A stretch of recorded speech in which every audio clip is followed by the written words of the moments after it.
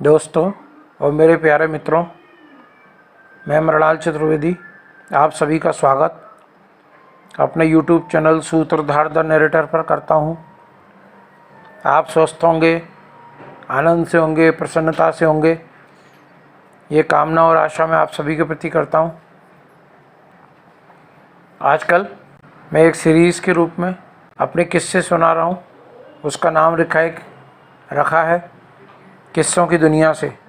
तो एक किस्सा मैं ऑलरेडी डाल चुका हूँ, जिसका प्रतिसाद मुझे बड़ा अच्छा मिल रहा है। आप लोगों के व्यूज़ मिल रहे हैं, कमेंट्स मिल रहे हैं। तो इसी किस्सों की दुनिया से आज एक और किस्सा जो बहुत ही मेरे दिल के छू लेने वाला है और उससे मुझे बहुत प्रेरणा भी मिलती है और शायद आप लोगों को भी उससे कुछ प्रेरणा मिले। और मेरे जीवन का वो सबसे प्रेरणादायी किस्सा है। चलिए उसको शुरू करते हैं। ये बात है 12 अक्टूबर सन 2008 की,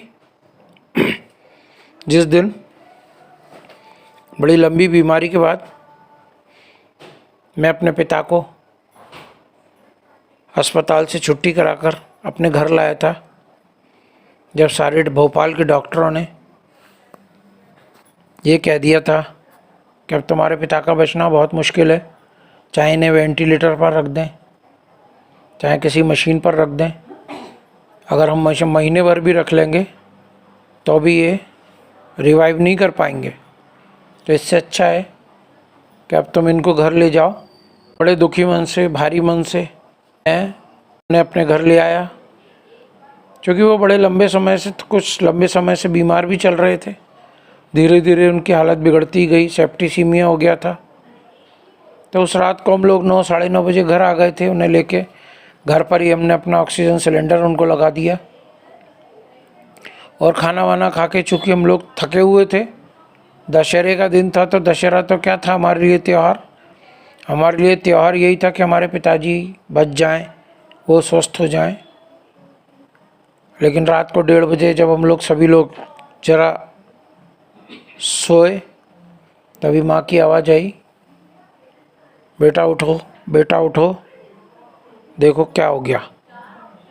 जब जाकर देखा तो पिताजी हमें छोड़ के जा चुके थे। लेकिन हमें विश्वास नहीं हो पा रहा था कि मेरे पिता मुझे छोड़ के जा चुके हैं। तो मैंने तसल्ली के लिए जिस अस्पताल से उनको छुट्टी करा के लाया था, मैं रात को 1:30 बजे अपनी गाड़ी उठाकर वहाँ अस्पताल गया। वहाँ से ड्यूटी डॉक्टर को लेके आया।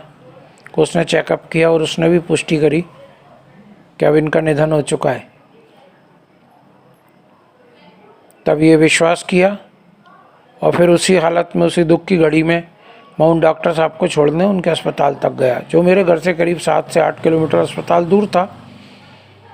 अब जब मैं लौट रहा था तो बीच रास्ते में मेरी गाड़ी बंद हो गई, क्योंकि उसका पेट्रोल ख़त्म हो चुका था और दिन की आपाधापी में मैं गाड़ी में पेट्रोल भी नहीं डलवा पाया था। अब आँखों में आंसू, दिल में दुख, अपनी परिस्थितियों को समझौता करता हुआ मैं गाड़ी को ढोने लगा कि 5-6 किलोमीटर अभी घर दूर है, आज लगता घसीटते हुए ही जाना पड़ेगा। खैर कोई बात नहीं, मैं चल दिया। अभी मैं कुछ कदम ही चला था कि पीछे से 2 गाड़ियाँ आईं और मुझे पार करती हुई निकल गईं। लेकिन उस दिन ईश्वर को शायद कुछ और मंजूर था, तो ये दोनों गाड़ियाँ वापस पलट कर आईं और उन दोनों गाड़ियों पर उनके परिवार सहित लोग बैठे हुए थे। तो उनने आकर मुझसे पूछा क्या हो गया। तो मैं रो तो रहा ही था। मैंने उन्हें अपनी सारी आपबीती एक ही सांस में बता दी। वे भी बड़े दुखी हुए। वो लोग किसी झांकियाँ देखकर लौट रहे थे, क्योंकि दशहरे का दिन था। उस दिन झांकियाँ विसर्जित भी होती हैं। तो उसमें से एक ने बोला कोई बात नहीं। वो ढूंढता हुआ गया, एक दूध की थैली ढूंढ कर लाया और उस दूध की थैली में उसने अपनी गाड़ी से पेट्रोल भरा और मेरी गाड़ी की टंकी में भर दिया और पूछा कि अब आप घर चले जाओगे। तो मैंने कहा हाँ, क्यों नहीं चला जाऊंगा, जाना ही पड़ेगा। और मैंने उनका धन्यवाद दिया और वो लोग अपने घर चले गए और मैं अपने घर आ गया। बच्चे सो रहे थे क्योंकि उस समय वो बच्चे छोटे छोटे थे। ये आज से 14-15 साल पहले की बात है। सभी बड़े घर के बैठे हुए थे। घर आकर अपने टेलीफोन से मेरे मित्रों, मेरे रिश्तेदार सबको फ़ोन लगाया, लेकिन उस आधी रात को कोई भी मदद करने को तैयार नहीं हुआ। यहाँ तक कि सब ने ये बोल दिया अब सवेरे ही मिलेंगे, अभी तो कुछ नहीं आ सकते हम।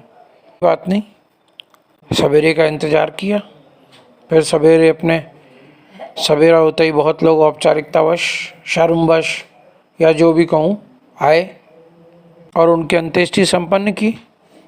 उस रात को जो मैंने सबक सीखा, कोई मदद करना छोड़ दिया। मैं पहले प्रायः कोई भी रात को भी आता था, फ़ोन भी आता था या कोई मदद मांगता था तो मैं चला जाया करता था। लेकिन उस दिन के बाद मैंने लोगों की मदद करना छोड़ दिया और अपना रास्ता पकड़ लिया कि लोग ऐसे ही हैं।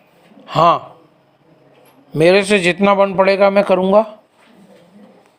और उस रात से मैंने ये सबक भी सीखा कि ऐसी जब भी ऐसी दुखद परिस्थितियाँ भी आएँ तो अपना हौसला, अपनी हिम्मत और ईश्वर में आस्था हमेशा बनाए रखें, क्योंकि स्थितियाँ तो आती जाती रहती हैं, ये आएंगी जाएंगी बदलेंगी। लेकिन ना तो आप अपने स्वयं पे से विश्वास खोइए, ना हौसला खोइए, ना हिम्मत खोइए, क्योंकि इसके बाद भी जीवन है। एक जगह जीवन समाप्त होता है, एक जगह जीवन प्रारंभ होता है। उस रात की कहानी है जो मेरे दिल के बहुत ही करीब, और मुझे अक्सर याद आती है तब मेरी आंखें द्रवित हो जाती हैं। आज इसी मोड़ पर इस वीडियो को विराम देते हैं। फिर एक किस्सों की दुनिया से एक किस्सा आपके लिए लेकर आऊँगा, शायद आपको भी उससे कोई प्रेरणा मिले। आज्ञा लेता हूँ, आपका दोस्त मृणाल चतुर्वेदी, सूत्रधार द नरेटर। मैं नहीं भूलूँगा। जय सिया राम, जय सिया राम, जय सिया राम। नमस्कार।